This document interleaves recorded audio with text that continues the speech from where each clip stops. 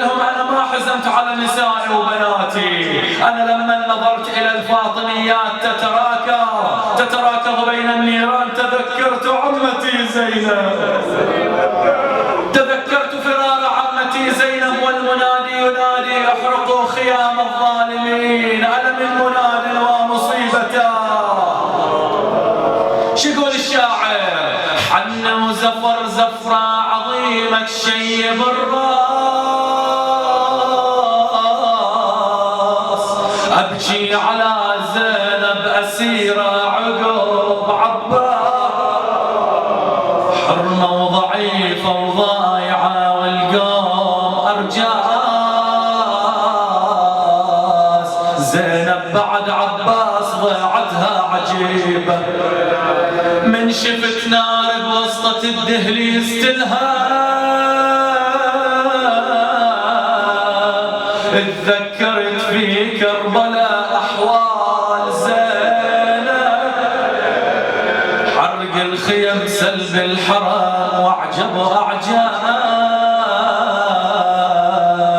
والله عجب كل الحرم راحت سليبة، من شبة والنيران في دار تذكر،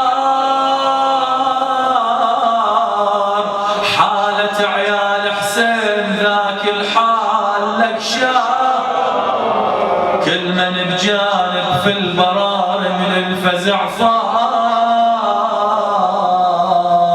ونيران الأعداء في مخيمهم لهيب.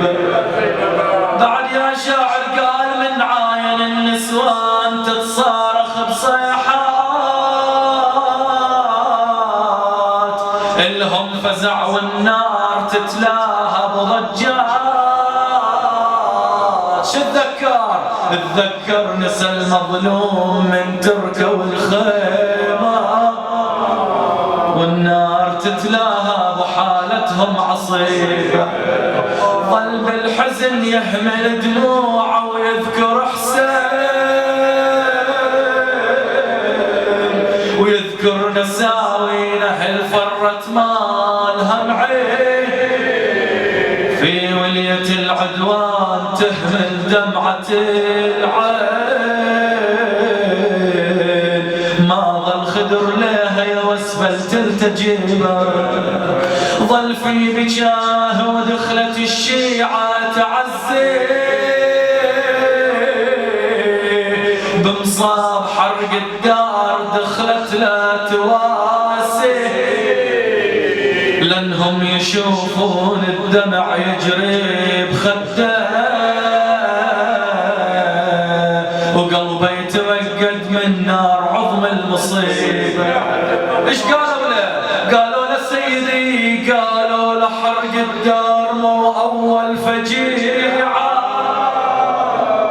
تجري عليكم يا سند كل الشريعة، قالهم بجاي على الذي حل بالوديعة، ونسوة حسين سلالة الزهر الزكية.